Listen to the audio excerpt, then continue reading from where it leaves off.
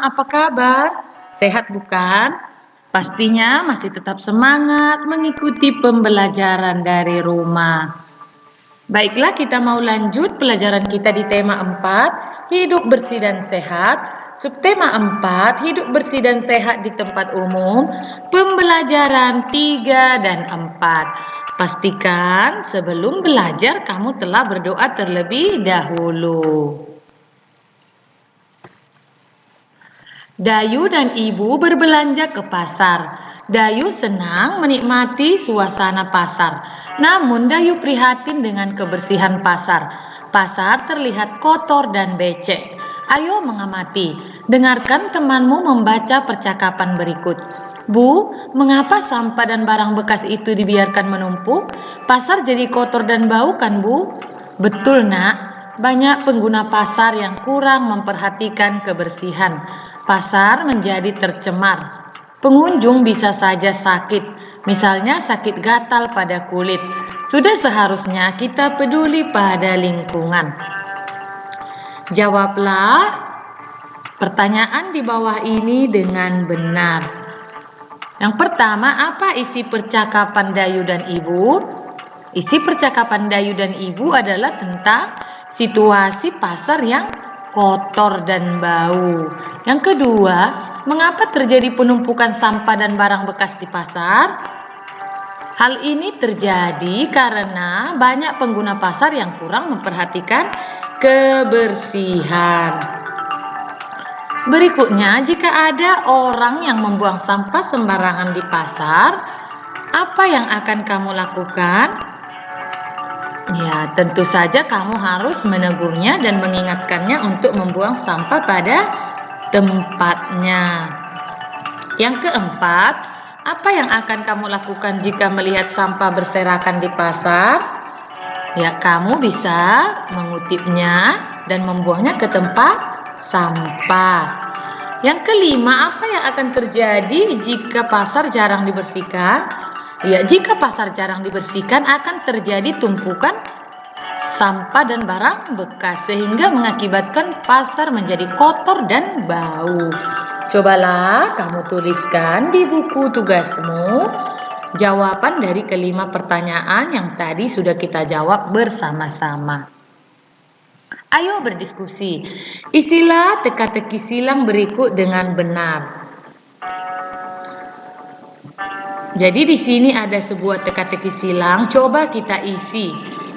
Mendatar 1, ternoda dan kotor, terdiri dari 8 huruf.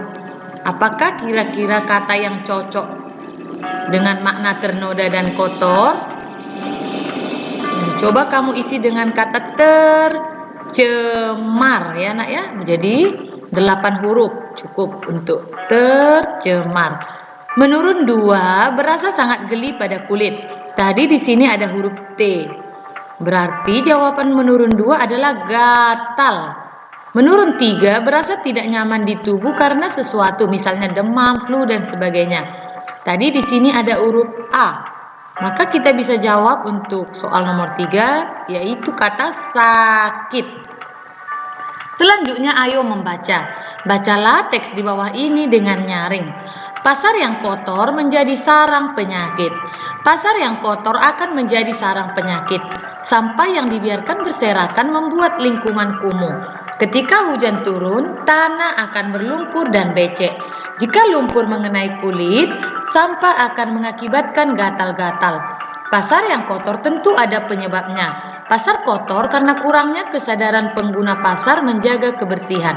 Pedagang dan pembeli banyak yang membuang sampah sembarangan. Sudah seharusnya kita peduli kebersihan lingkungan. Hidup bersih itu sehat. Apa isi teks yang kamu baca? Ya, teks tadi tentang pentingnya menjaga kebersihan pasar. Berikutnya kita akan belajar tentang balok. Balok merupakan contoh bangun ruang. Masih ingatkah kamu dengan rusuk, sisi, dan titik sudut pada bangun ruang? Ayo berlatih. Kelompokkan bangun-bangun ruang berikut berdasarkan banyak rusuk, sisi, dan titik sudutnya. Seperti pelajaran kita yang sudah-sudah, kamu diminta mengelompokkan bangun ruang dengan ciri-ciri yang sesuai. Coba kamu perhatikan, di sini ada Ciri-ciri bangun ruang yang memiliki rusuk 12, sisi 6, dan banyak titik sudut 8. Kamu bisa lihat yaitu bangun ruang 4. Nah, kamu juga bisa tarik bangun ruang 1 dan bangun ruang 3. Karena bangun ruang 1 dan 3 memiliki ciri-ciri yang sesuai dengan yang ada pada kotak ini.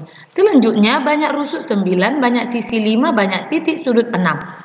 Jadi bangun ruang yang sesuai adalah dengan ciri-ciri yang di sini adalah bangun ruang 2 dan 5. Begitulah cara kamu mengerjakan bila kamu menemukan soal seperti ini. Berikutnya mari kita membaca teks yang ada di sini. Dayu dan teman-teman berlibur ke pantai. Di pantai ada berbagai tempat yang disediakan.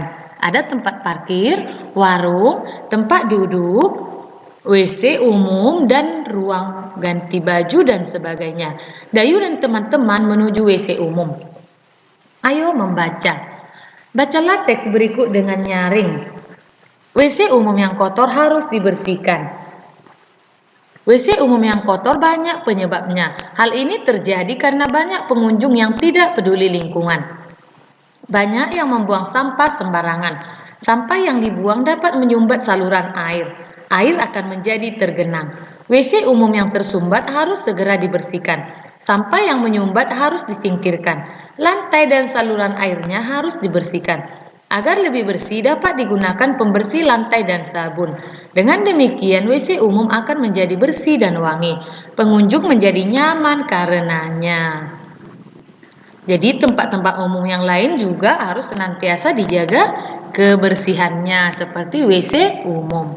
Informasi apa yang kamu peroleh dari isi teks di atas? Ya tadi sudah Ibu jawab ya nak ya. Ayo mengamati, sudah tahukah kamu bagaimana ciri-ciri WC umum yang tidak bersih?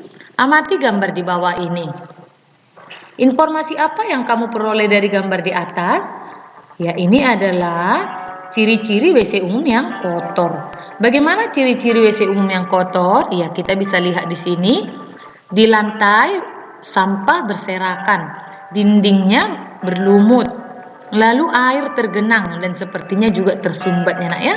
Jadi itulah ciri-ciri WC umum yang kotor. Tentu saja kita akan merasa tidak nyaman jika masuk ke WC umum yang kotor.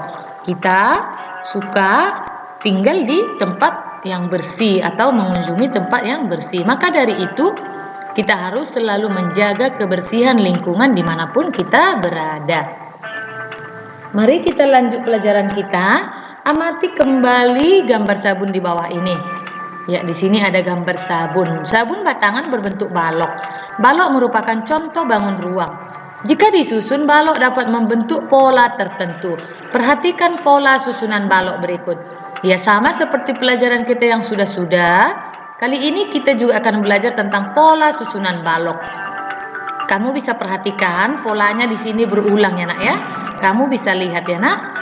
Begitu nanti akan ada tugas untukmu, yaitu kamu diminta melengkapi bagian titik-titik ini. Bagaimana caranya? Kamu perhatikan bagaimana pola susunan bangun ruangnya. Begitulah kamu bisa melengkapi pola selanjutnya. Baiklah, sekian saja pelajaran kita untuk hari ini. Terima kasih atas perhatian kamu. Ibu harap kamu dapat mengerti atau memahami penjelasan yang sudah Ibu sampaikan. Tetap sehat, tetap semangat. Sampai jumpa di pembelajaran kita selanjutnya. Terima kasih.